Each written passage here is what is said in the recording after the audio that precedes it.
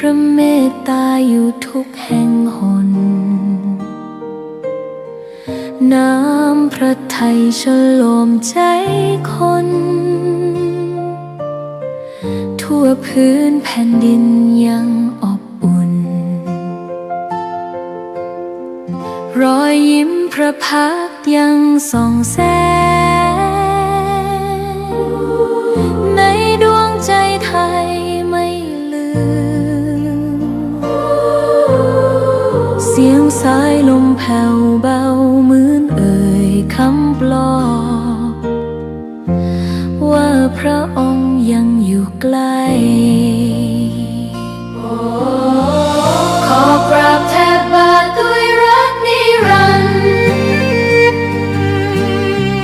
น้ำตาหลั่งพลันจากใจคนไทยแม้เสด็จสู่ฟ้าไกลแต่พระหฤทัยอยู่ในแผ่นดินนี้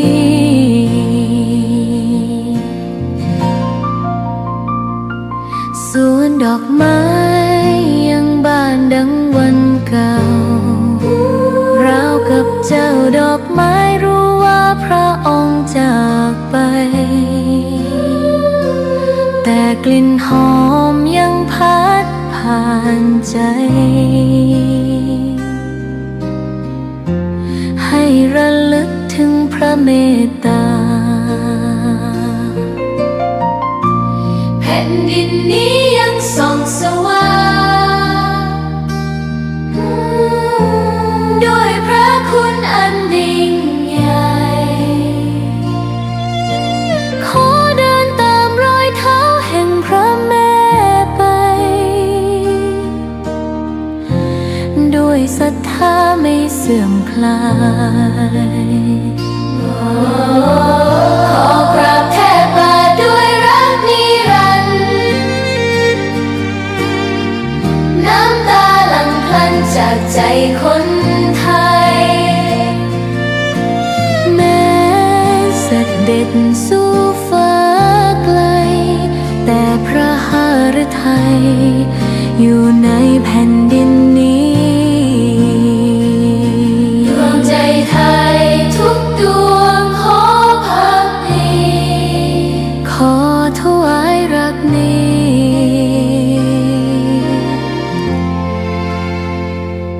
นิรันดร์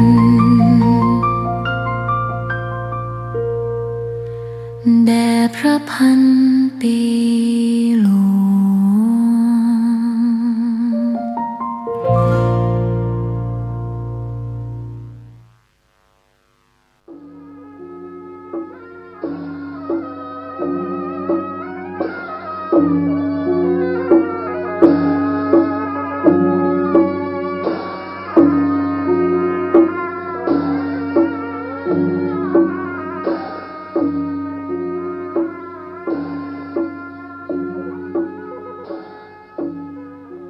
จะได้นำเอาธรรมะไปประพฤติปฏิบัติให้มีความสุขกายสุขใจจะได้มีอายุมั่นยืนยาวนำพาธรรมไปปฏิบัติตั้งแต่6 โมงถึง7 โมงเมื่อเจ้าทุกวันถ้าบาดเจ็บบาดป่วยบ่เป็นจะใดจะหนึ่งมาอู้กับพ่อแม่พี่น้องทั้งหลายถึงบ้านถึงจองก่อนที่จะได้นำรายการออกเสนอพี่น้องท่านสาธุชนคนดีทั้งหลายได้ฟังนั้นขอจวนพี่จวนน้องปากันไหว้พระเพื่อให้เป็นสิริมงคลกับตัวกับครอบครัวกับพี่น้องเพื่อนบ้านใกล้เงินเคียงต่อไปพร้อมใจกันว่าโตยตุลุงเนออะระหังสัมมาสัมพุทโธภะคะวาพุทธังภะคะวันตังอภิวาเทมิกราบสวากขาโตภะคะวะตาธัมโมธัมมังนัมมัสสามิกราบสุปฏิปันโนภะคะวะโตสาวกสังโฆสังฆังนะมามิ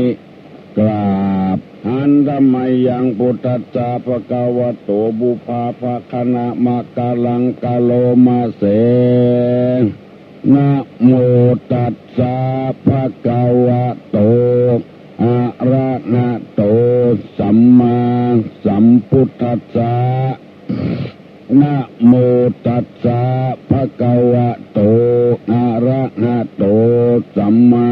สัมพุทธัสสะนะโมตัสสะภะคะวะโตอะระหะโตสัมมาสัมพุทธัสสะพุทธังสรณังกัจฉามิธัมมังสรณังกัจฉามิสังฆังสรณังกัจฉามิตุติยัมปิพุทธังสรณังกัจฉามิตุติยัมปิธัมมังสรณังกัจฉามิตุติยัมปิสังฆังสรณังกัจฉามิต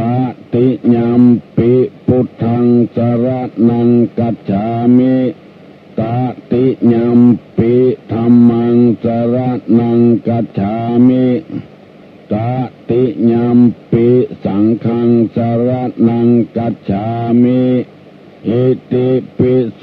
ภะคะวะอะระหังสัมมาสัมพุทโธวิชชาจารณะสัมปันโนสุขโตโลกวิทูอนุตตโลปุริสะธรรมสารถิสัทธาเทวามนุษย์สานังพุทโธภควติสวากขาโตภควตาธัมโมสันติทิโกอากาลิโกเอหิปัสสิโกโอปนายิโกปัจจัตตังเวทิตตโพบิญโยหิติสุปฏิปันโนภะคะวะโตสาวกสังโฆอุจุปฏิปันโนภะคะวะโตสาวกสังโฆญาญาปฏิปันโนภะคะวะโตสาวกสังโฆสามิจิปฏิปันโนภะคะวะโตสาวกสังโฆญาติตังจัตตาลิปุริสายุคานิอัฏฐะปุริสาภุคาลาเอสะภะคะวะโตสาวกสังโฆอาหุไนโยปาหุไนโยตักขิไนโยอัญจลิกาลนิโยอนุตตลังปุญญเขตังโลกัสสาติกราบหนึ่งกราบสองกราบสามสบายใจมากเสียงที่ท่านทั้งหลายได้ฟังอยู่ในขณะนี้เป็นเสียงจากศูนย์ปฏิบัติการมูลนิธิบุญญาภรณ์วัดโสพนารามอำเภอแม่ริมจังหวัดเชียงใหม่ได้ตั้งจุดปฏิบัติการนี้เพื่อความเข้มแข็งของชุมชนการที่ชุมชนจะเข้มแข็งนั้นบัดใจว่ามีเงินมีคำมีทรัพย์สมบัติมีให้นาสาโทอย่างเดียวจะต้องมีคุณธรรมด้วยช่วยเหลือร่วมด้วยช่วยกันด้วยถ้ามีการเงินก็คำอย่างเดียวคนเราจะมีทิฏฐิบ่ได้พึ่งพระอาศัยกันชุมชนจะบ่เข้มแข็งพ่อแม่พี่น้องลองสังเกตพอบ้านจัดสรรบ่เดียวคนรวยทั้งนั้นซื้อบ้านจัดสรรอยู่ปอไผ่ปอมันแจ้งมาก็โกนไปหัวไปมดปิดประตูไว้บางบ้านก็จ้างคนไว้เฝ้าบักกูนบักเกยกันบัสมัครสมานกันอยู่ปอไผ่ปอมันดูทีวีปอไผ่ปอมันฟังวิทยุเนี่ยบ่ได้มาคั่วมากวนมีการมีงานอย่างมาช่วยกันอย่างบ้านเฮาบ่มีอันนั้นแสดงว่าเงินคำกับแก้วนี่บัดเนี้ยนี่คนเฮาได้กลมเกลียวกันสามัคคีกันเท่าใดแต่ว่าคุณธรรมนี่ เนี่ยคนเฮาได้มีความสามัคคีพร้อมเพรียงเอียงหน้ากันมีหัวหน้ามีลูกน้องบางบ้านเพิ่นก็ไปขอความร่วมมือก็ได้กระเงินกระทองตอนนั้นน้ำจิตน้ำใจจะไม่ได้กันบาปโบราณที่อื่นที่มีบ้านจัดสรรกันใกล้ๆวัดตุลุงนี่ก็มีบ่ล่ำหันหน้าหันตากันสักตัวแล้วก็อยู่กันไปได้อย่างนั้นมันมีพรรคมันมีพวกถ้ามีพรรคมีพวกก็เป็นเจ้าใหญ่นายโตสุดที่เจ้าบ้านเฮาธรรมดานี่จะร่วมถึงได้อยู่โปรไผ่โปรมันเพราะฉะนั้นตุลุงพยายามทอร่างกายทอสังขารร่างกายมาออกอากาศกูเจ้าเพื่อเนื้อบ้านเฮาเมืองเฮาเข้มแข็งมีชุมชนที่เข้มแข็งมีอย่างช่วยกันไปช่วยกันมารักษาวัฒนธรรมรักษาประเพณีไว้นี่เป็นอย่างดีบักกีวันนี้จะเป็นวันสำคัญวันหนึ่งในทางพระพุทธศาสนาเรียกว่าวันมาฆบูชาดังที่พี่น้องทั้งหลายได้รับทราบเป็นวันจตุรงคสันนิบาตอัศจรรย์ที่สุดในโลกวันที่พระอรหันต์1,250 ลูกมาประชุมนุมกันโดยบัดนั้นนัดหมายภิกษุเหล่านั้นล้วนเป็นเอหิภิกขุอุปสัมปทาคือพระพุทธเจ้าเป็นอุปชาหือบวชโดยว่าท่านจงภิกษุมาเถิดแล้วพระอรหันต์ทั้งหมดมาประชุมนุมกันบัดได้นัดหมายแล้วพระพุทธเจ้าเทศนาโอวาทปริโมกข์ให้ฟังเมื่อตะวานี้ตุลุงนั่งพ่อทีวีมีหลวงพ่อเจ้าคุณจันลาดเจ้าวาดวัดพระธาตุพระศรีธรรมราชวัดพระธาตุศรีนครศรีธรรมราชออกมาว่าวันสำคัญเป็นวันที่พระพุทธเจ้าปราบชดิน3 คนพี่น้องฟังแล้วบ่ม่วนหูเพราะว่าพระพุทธเจ้านี่มีเมตตาธรรมมีพระกรุณาปัญญาคุณวิสุทธิคุณมหากรุณาธิคุณไปปราบจะได้อันนี้คือใจกำกู้ที่มันผิดเอามาฟังแล้วอยากให้แก้ให้เว้ยถ้าปล่อยฟังแล้วว่าพระพุทธเจ้าบ่หิ้มโหดอย่างนั้นคำว่าปราบนี่คือปราบกิเลสอันนี้จะมิ่งพระพุทธเจ้าปราบกิเลสคือความเศร้าหมองความบดีทั้งมวลคือออกจากจิตจากใจถ้าจะอู้เงยถูกนี้ก็ว่าพระพุทธเจ้ามาโปรดชดิน3 คนพี่น้องอุรุเวลากัสปะนาทีกัสปะขยากัสปะหมู่นี้พอจะอู้ได้ว่า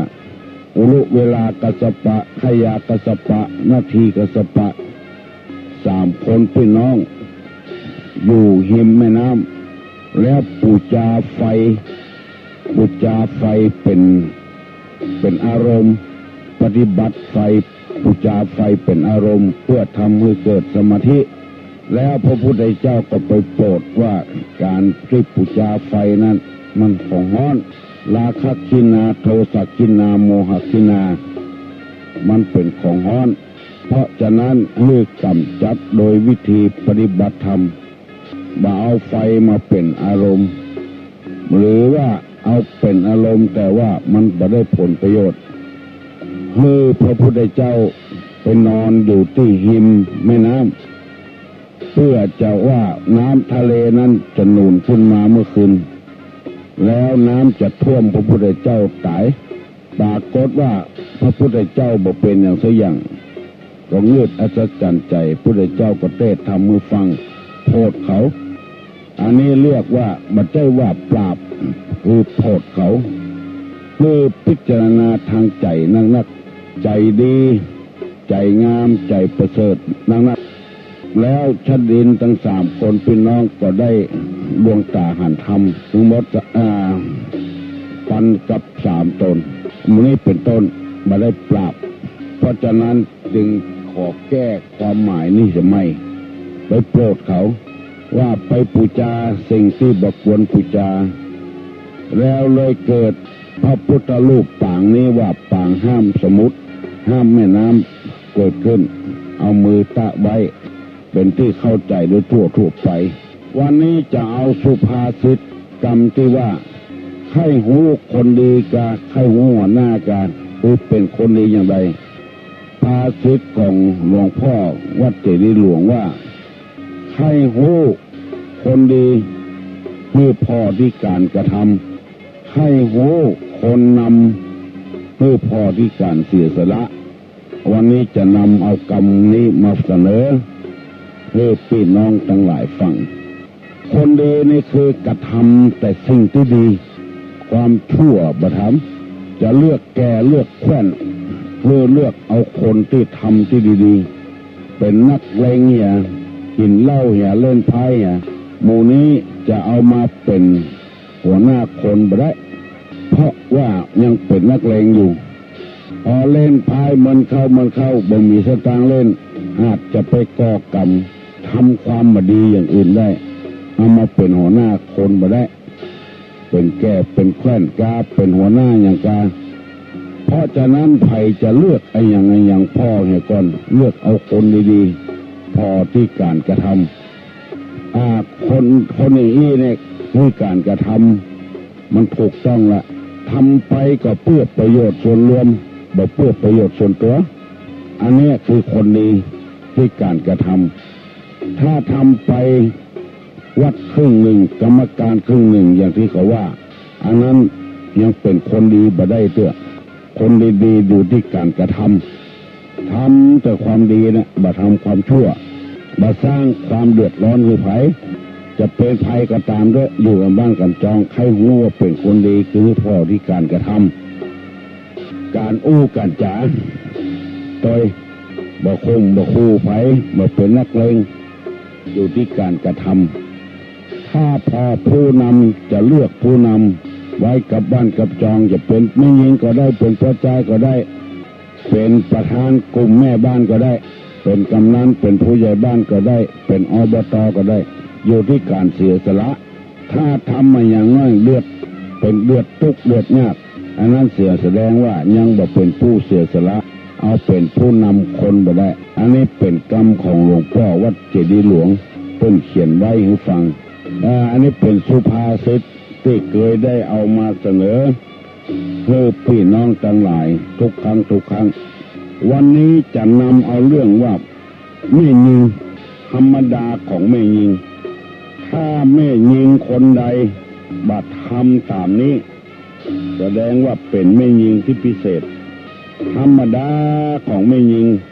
บอกว่าแม่ยิงบ้านใดเมืองใดก็ตามเถอะย่อมจะมีนิสัยเป็นอย่างอี้ถ้าว่า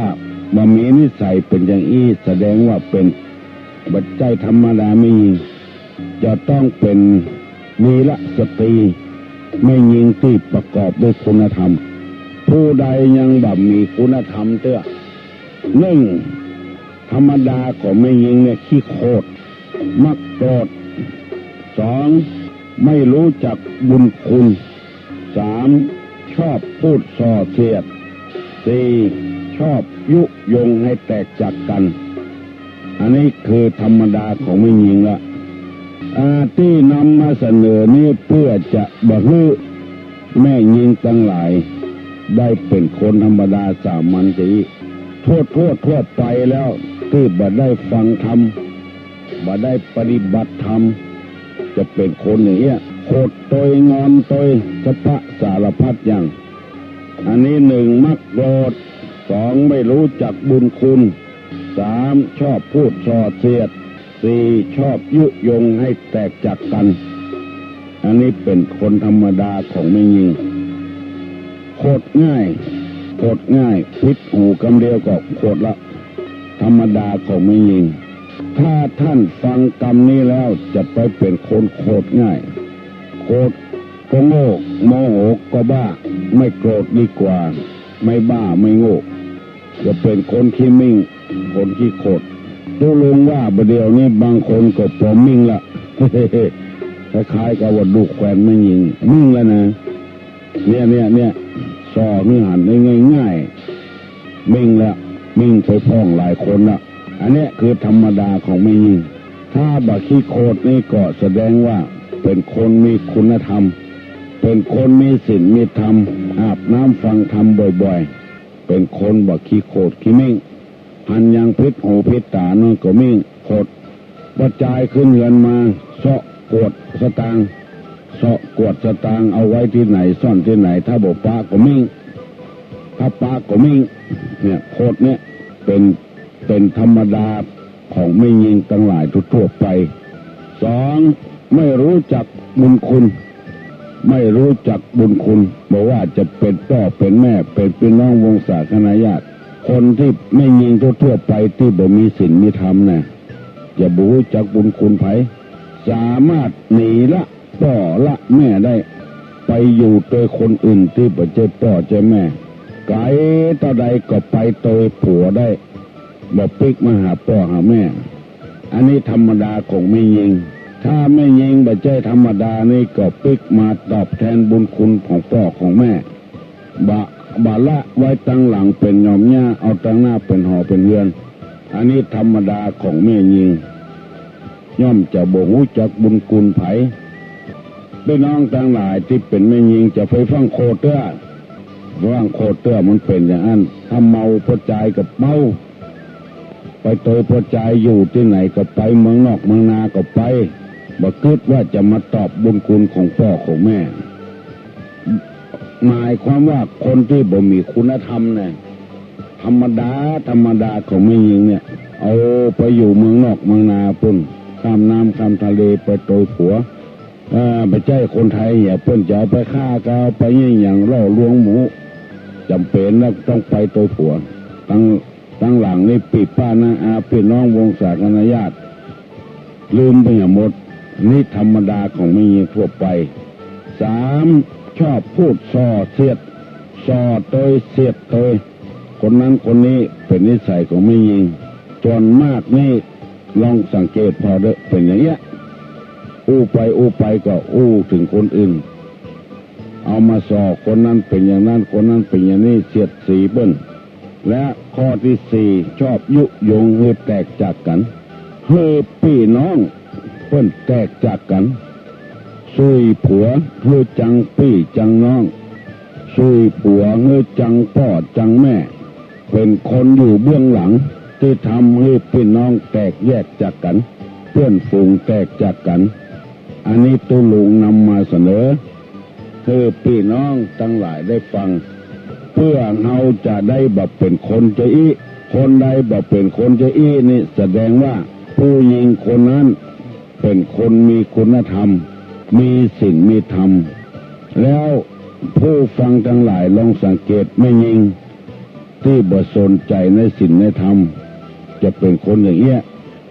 อันนี้คือเป็นธรรมชาติของไม่ยิงโดยทั่วไปตุลุงบ่ได้นำมาว่าหรือไผแต่ว่ามันเป็นใจเยอะทุกคนถ้าไม่ยิงเป็นอย่างอี้ก็แสดงว่าปราศจากคุณธรรมยังบ่มีธรรมะอยู่ในใจเตื้อจะต้องเป็นคนบ่ขี้โคตรต้องเป็นคนหูบุญคุณต้องเป็นคนว่าส่อเสียดต้องเป็นคนบ่ยุยงหรือแตกจากกันอันนี้จริงจือว่าไม่ยิงที่มีคุณธรรมมีศีลมีธรรมดังนี้เป็นต้นการเดียวตุลุงจะนำมาถามว่าธรรมดาธรรมชาติของไม่ยิงนะมีกี่อย่างอย่างพ้องเพื่อให้เราได้ปรับตัวของเราให้ได้มีคุณธรรมมาเป็นคนใจอี้แล้วเราก็จะได้อยู่อย่างมีความสุขถ้าเรายังเป็นคนขี้โคตรเป็นคนบ่รู้จักบุญคุณเป็นคนส่อเสียดเป็นคนยุยงให้แตกแยกกันนี่ก็ยังบ่ดีแต่เตื้อเอาจะไปอยู่โดยผัวก็บ่ได้ไปอยู่โดยที่ไหนก็บ่ได้ชอบจะยุยงให้เปิ้นแตกเป็นแยกกัน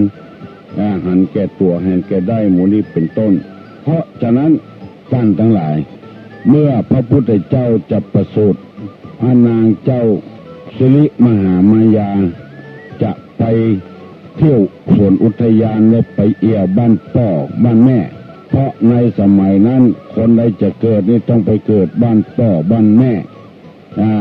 ตามธรรมดาอย่างนั้นเพื่อจะได้เวลาเกิดนั้นเพิ่นจะห้องแม่มาพ่อมากวยลูกแม่ก็จะได้สอนลูกตัวว่าเวลาเกิดนั้นมันยากตัวใดทุกข์ทรมานตัวใดเวลาลูกจะเกิดมันบ่เหมือนสมัยนี้สมัยโบราณนะเพิ่นเอามาอ้างพอลูกเจ็บท้องเดือดเนี่ยแม่ก็อย่าได้ซ้ำจะเติมไปเนี่ยมึงหันก็แม่มานมึงแม่จะเกิดมึงแม่ทุรนทุรายอย่างมึงเนี่ยมึงเกิดออกมาน้อยเดียวปงหูกำคนมาพ่อแม่สอนฮืออู้ฮือจานปิกมาด่าพ่อด่าแม่แถมอันเนี้ยมึงหูแล้วหูตุกหูยากแล้วเวลาเกิดมึงแม่ก็จะเป็นคนอย่างเงี้ยเวลามึงเกิดก็เดือดร้อนอย่างเงี้ยปิกมาด่าพ่อด่าแม่งอนใส่พ่อใส่แม่บอกฟังกับแม่อย่างมึงนี้เป็นต้นแม่จะซ้ำจะเติมเวลาลูกเกิดเวลาเกิดลูกทำไมเกิดเป็นอย่างนี้เพิ่นจะซ้ำจะเติมกันเพื่อแม่ไปสอนเวลาลูกจะเกิดลูกทำไมเพื่อแม่ไปสอนมึงจำไว้เนอะเถียงกำตกกำแตนเถียงพ่อเถียงแม่ต่อไปนี่คือย่ำคือจำไว้จะไปด่าพ่อด่าแม่ซ้ำมันจะว่าอย่างเงี้ยอันนี้เป็นธรรมดาของไม่ยิงเลยทั่วไปถ้าไม่ยิงคนใดได้ฟังตู้ลุงวันนี้คือพยายามหลีกเลี่ยงจากหมู่นี้จะไปเป็นคนโคตรง่ายจะไปเป็นคนด่าบอกรู้จักบุญคุณของพ่อของแม่จะไปเป็นคนส่อเสียดจะไปเป็นคนยุยงให้เพื่อนแตกแยกกันเรื่องของภัยของมันเรื่องของเพื่อนของฝูงเอากอดถนอมน้ำจิตน้ำใจกระจายไว้เมื่อตะวานี่ก็เหมือนกันหันว่า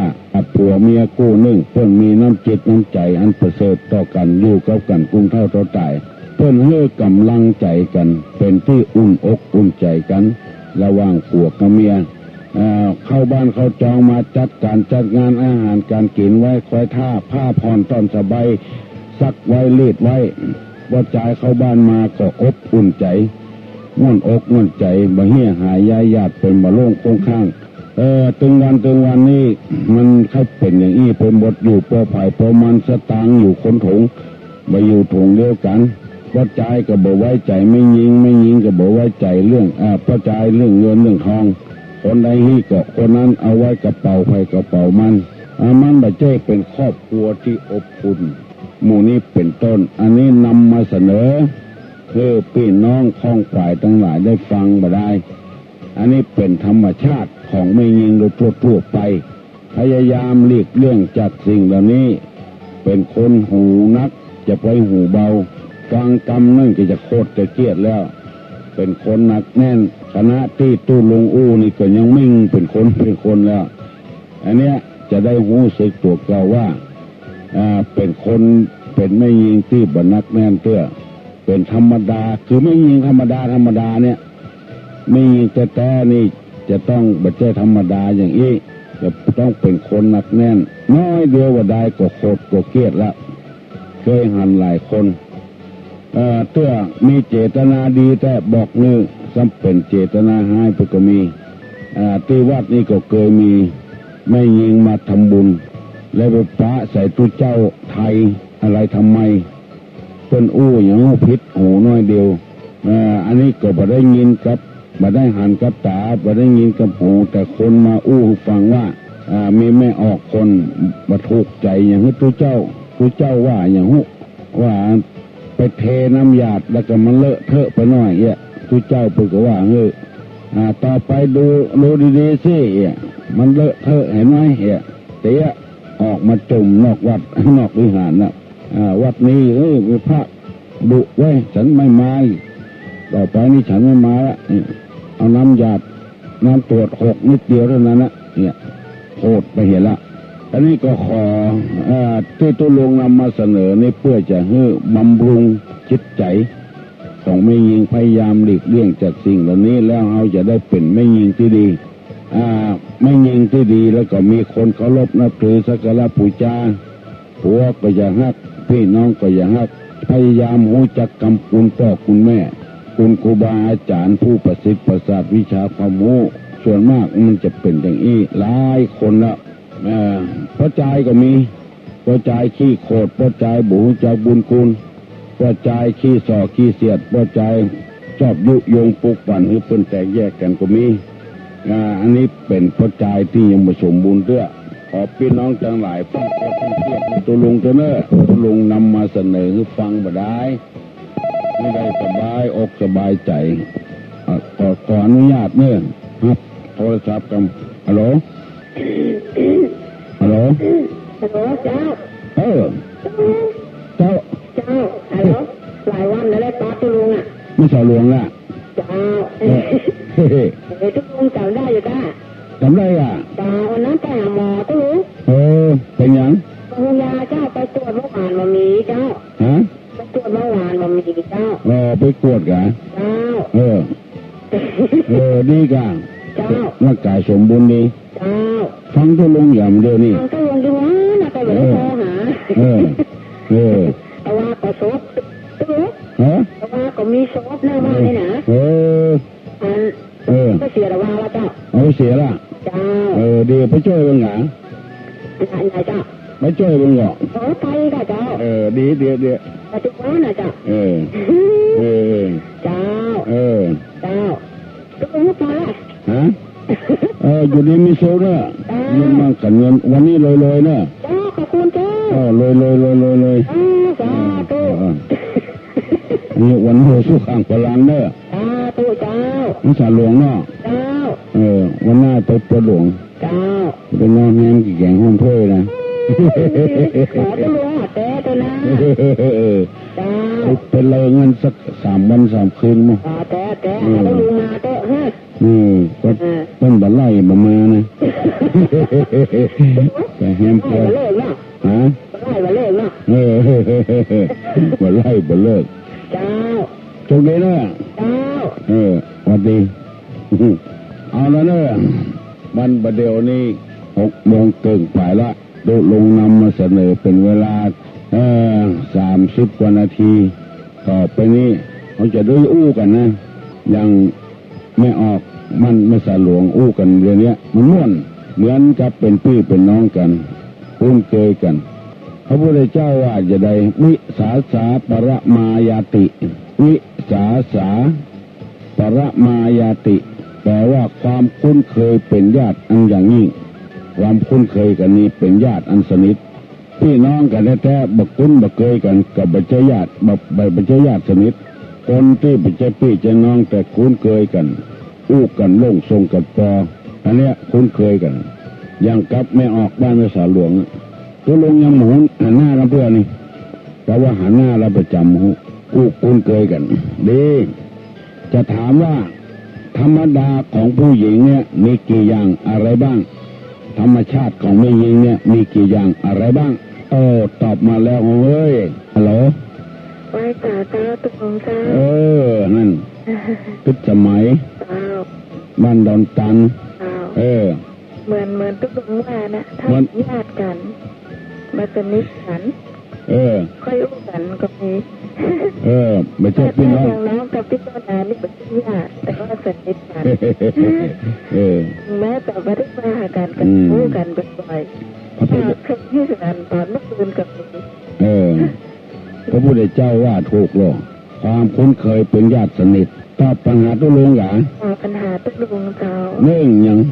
มักโกรธ2ไม่รู้จักบุญคุณ3ชอบผู้ส่อเสียด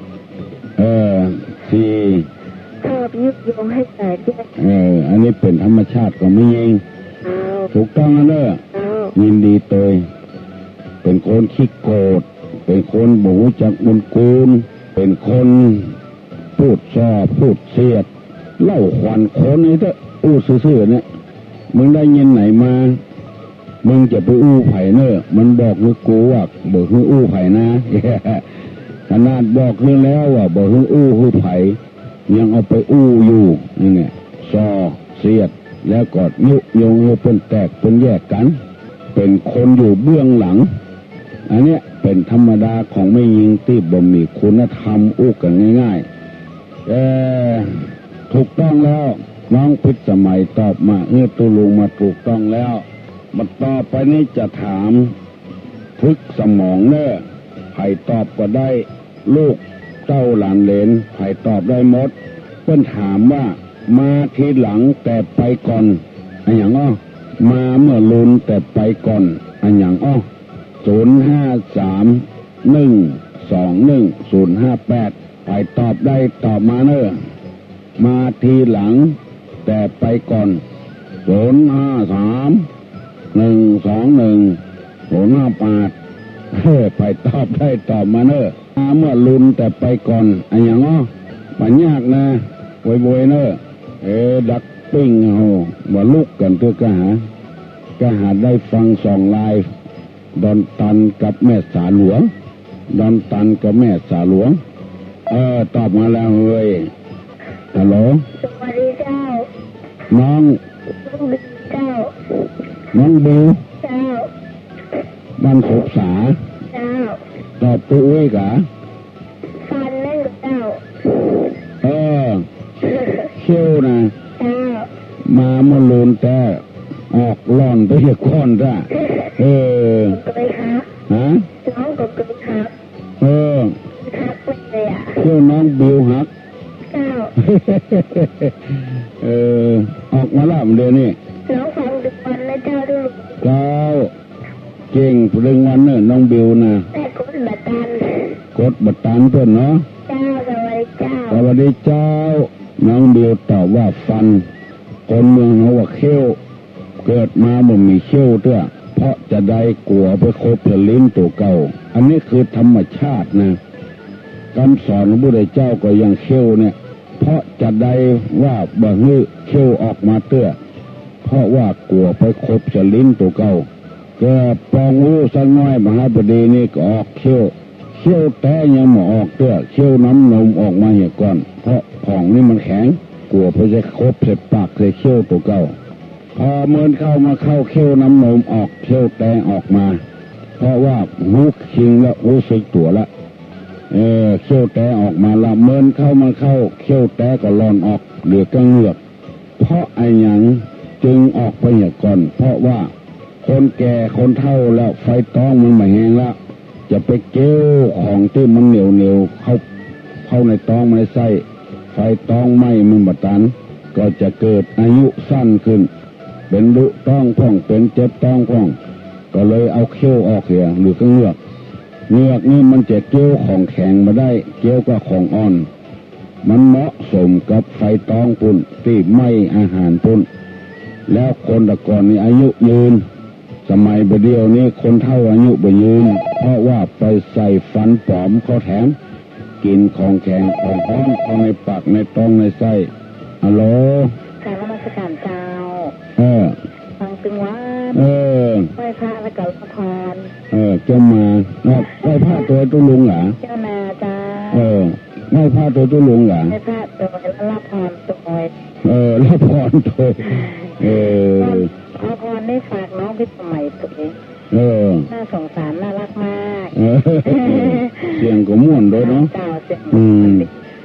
เจ้าอินดูเนาะน้องสาวข้างกับน้องอ่ะเจ้าที่เป็นน้องกันกะมีสาเนาะปรามายติความคุ้นเคยเป็นญาติสนิทจัดก่อนนะเนาะจัดก่อนนะเป็นพี่เป็นน้องกันเดี๋ยวเรามีเวลาจะแพงหายช่วงนี้งานมันเยอะเจ้ากับนมัสการวันดีเนอะโชคดีนี่รับปันล่ำปันรวยถามแถมเนอจะถามแถมเนออะไร4 ตีนหาม2 คนพัดคน1ปัดแช่คน1ตบแช่ปัดแช่4 ตีนหามอยู่2 คนปัดและก็แถมคน1ปัดแช่อันอย่างมันอยู่ที่เดียวกันในที่เดียวกันคืออันอย่าง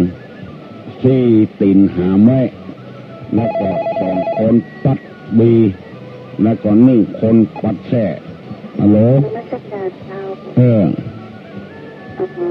สี่ข้าว ฮะ ปาดข้าวสี่ข้าวแล้วก็ปาดข้าว สีเข้าฟัดเข้า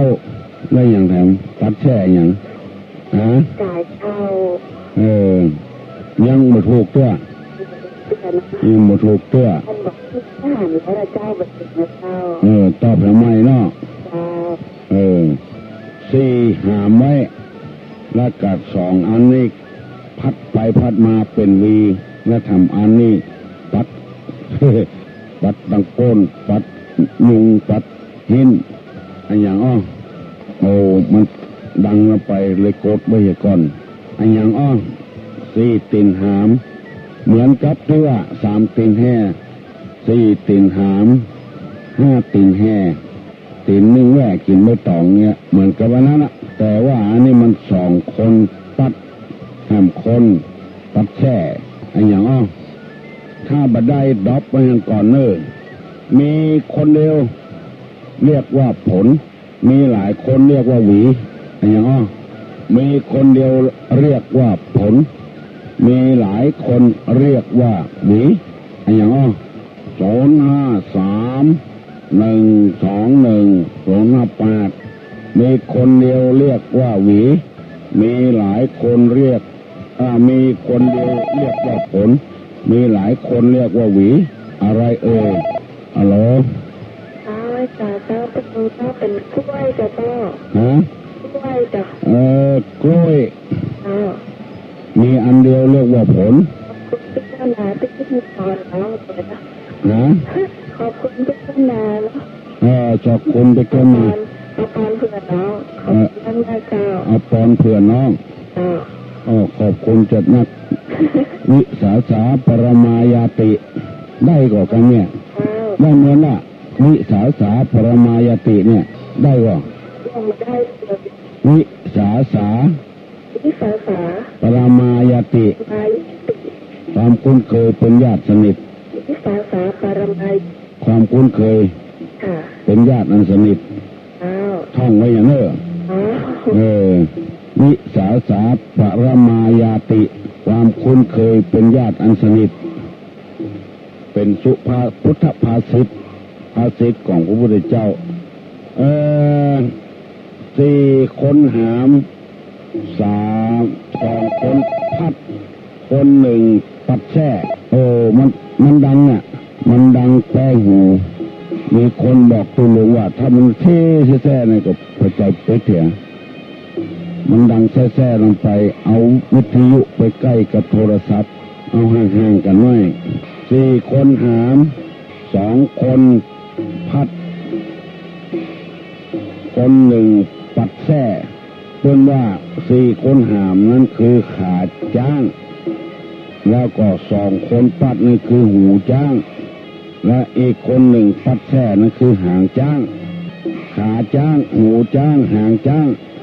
บอกคือไปแล้วเนอะเป็นมันแล้วกันเพื่อคันเป็นนี่เป็นสิ่งกันเว้ยไม่ใกล้ไม่ไกลเห็นอยู่รำไรวับแบมอันอย่างบักใกล้บักไก่หันอยู่รำไรวับแบมคืออะไรเห็นอยู่วับแบมคืออะไรฮัลโหลเจ้านมัสการเจ้าบันเย็นหูดังก็เจ้าหูดังเอาจังว่าง่ายหูดังรูจมูกเนาะยินดีคนเอาจังว่าอันเว้ยย่ามมันบ่ถูกไม่เหี้ยหูดังความจริงมันบอกว่าหูดังมันหลายกรรมละกรรมเมืองเขานี่นะมันจ้างโอ้ง่ายอย่างไล่หมาเนี่ยกำเก่าพูดแต่ว่าเสือลากนี่เสือลากมาเดี๋ยวนี้เขาโอ้ง่ายชัก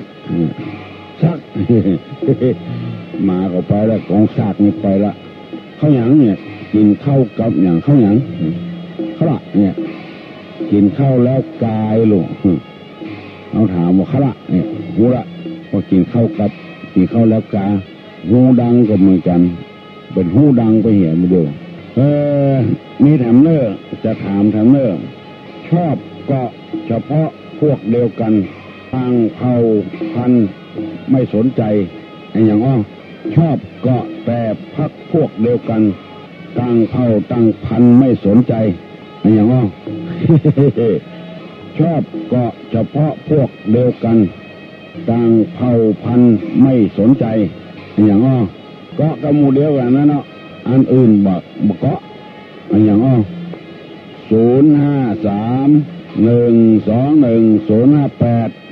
วิเวกแม่เต่าไหลแม่โจฮัลโหล ไม่ค่ะเจ้าตุลุงเจ้าคำตอบที่สามแล้วนะบอกถูกป่ะ ตอบแม่เล็กกับเล็กกับเจ้าโอ้แม่เล็กกับเล็กถูกเจ้าถูกกันวัตถุดูอื่นๆมันจะมาดูดขึ้นมาถูกต้องเนอะถูกแม่เล็กน้องพิษสมัยนี้เก่งไปถึงวันแม่เล็กเป็นพลาสติกก็เป็นไม้ก็เป็นขี้ดินมันจึงมาดูดกระหมู่เดียวกันชอบก็พวกเดียวกันต่างเผ่าต่างพันธุ์ไม่สนใจหรือแม่เหล็กนกจับกิ่งไม้10 ตัวยิงตาย1 ตัวเหลือกี่ตัวนกจับกิ่งไม้10 ตัวยิงตาย1 ตัวจะเหลือนกกี่ตัวฮัลโหลขอรับมาสักการเจ้าน้องปับเจ้า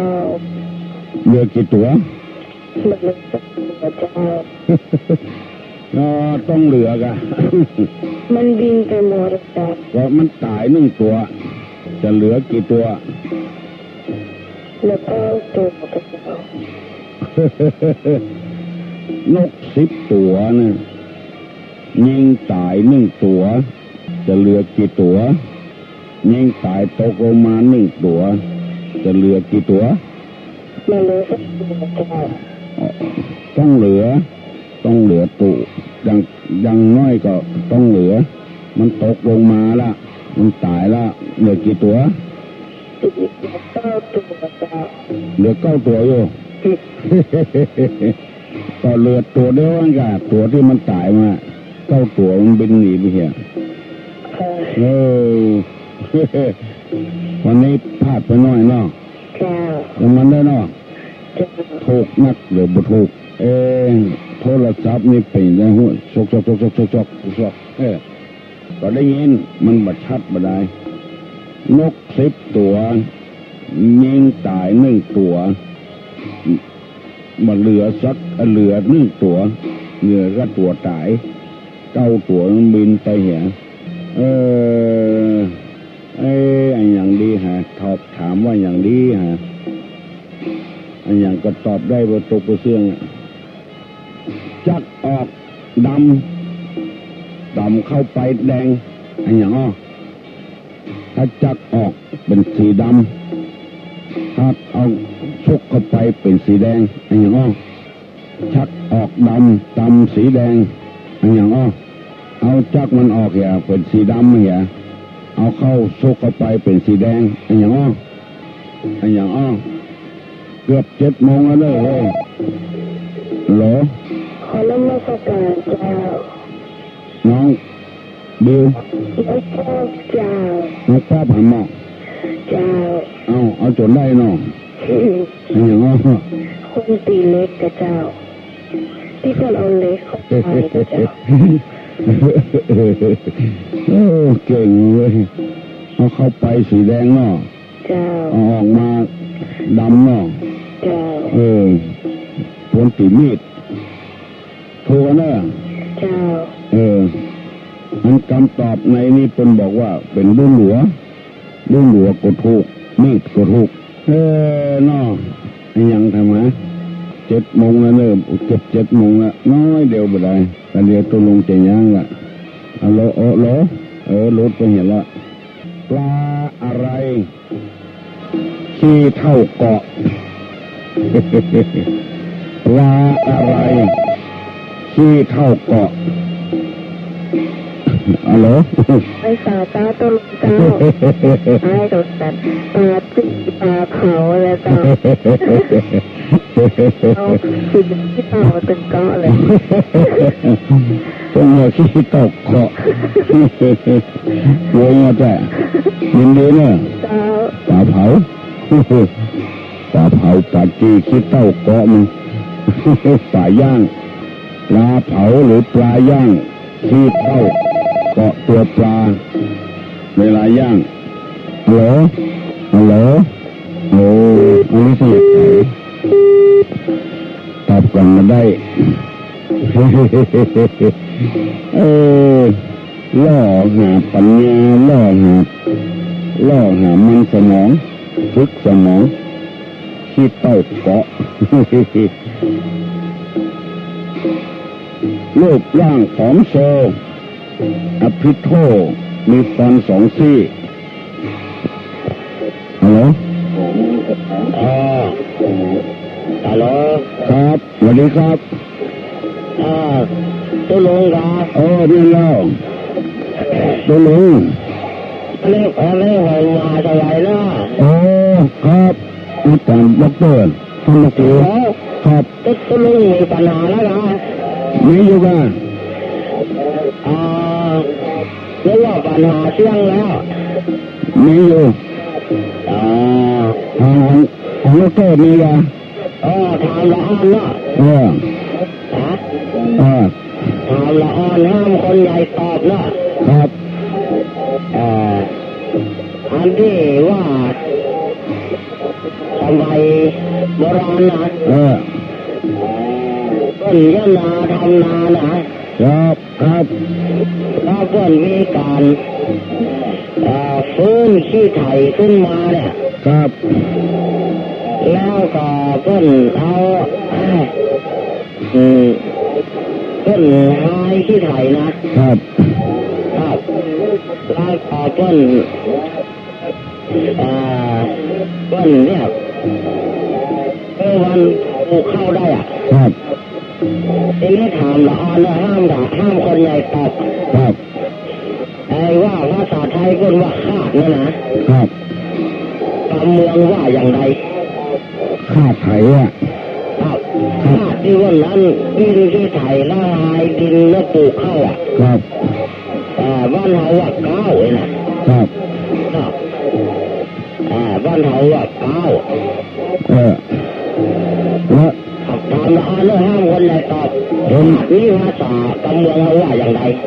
คาดนี่เนาะภาษาไทยว่าภาคำเหนือว่าอย่างไรเนาะเมืองว่าอย่างไรภาษาไทยว่าคาดครับเก่งพูดพูดกันฮะ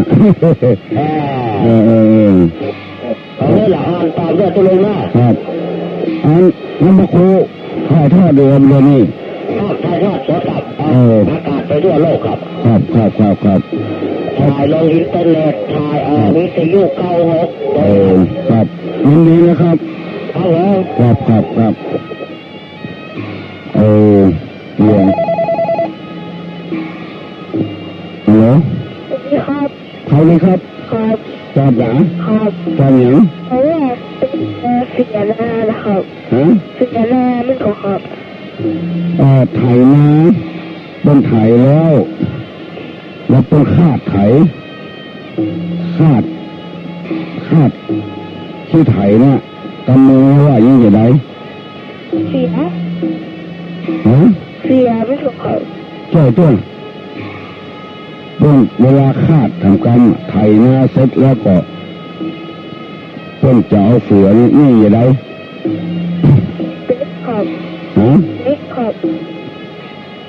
ต้นจะเอาเสือนี่อย่างไถเสร็จแล้วต้นนี่อย่าได้ที่ไถ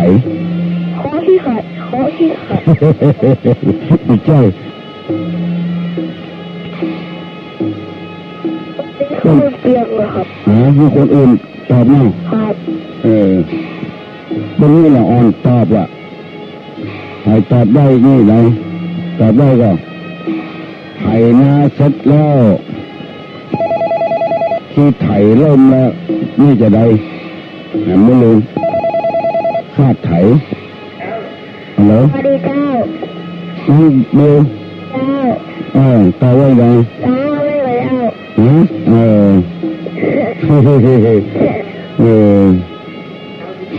เก้าที่ไถเนาะเก้า ถูกมาเนอะถามด็อกเตอร์เด้อ เจ้า ยังไงเนอะ เจ้าสวัสดี เจ้า เจ้า สวัสดีถามด็อกเตอร์เนอะต้นเจ้าขี้ไถนู่นก็คาดนะน้องบิวไม่อุ้ยบอกนะเนี่ยอุ้ยอยู่ตรงหลังบอกน้องบิวเก้าขี้ไถท่านด็อกเตอร์ว่าอย่างไรถูกกันถูกเหรอถูกก่อน คนแรกแต่ที่ตอบถูกครับ ตอบว่าอย่าง คนแรกที่ตอบว่าเสือนั่นถูก เสือ ครับนี่กำเมืองว่าเสือครับ คาดไถไง ครับคนแรกอะใครตอบอ่ะ น้องอย่างก็น้อง จุดแรกนั่นแหละ น้องอาม ครับ น้องอาม น้องอาม น้องอามตอบถูกแล้วเก่ง ทุกแรก กำเมืองเราว่าเสือ เสือกับคาดไถนะครับ ยินดีนะครับ ครับผม ครับยินดีครับน้องอามถูกน้องเดียวบุถูกตัวอุ้ยก็ว่าอันเนี้ยนายขี้ไถเนี่ยเสือไม่ใช่เสือนี่คนไทยว่าคาดเมื่อเข้าใจตอนนี้เตอร์7 โมงแล้วตูลุงขอย่างก่อนไม่ได้อยู่ดีมีสุขอายุมั่นขวัญยืนให้มากล้าขึ้นมีโชคมีลาภเหมือนกันกูคนนับปานจะปีติโยวัจจันตุสัพพะโรโกวินัสสตุมาเตภวะตุตลาโยสุขีทีขังโกภวะอภิวาทโนสีริสมิจังอุทาปจายโนจัตตาโลธรรมาวัฏันติอายุวันโนสุขังพลัง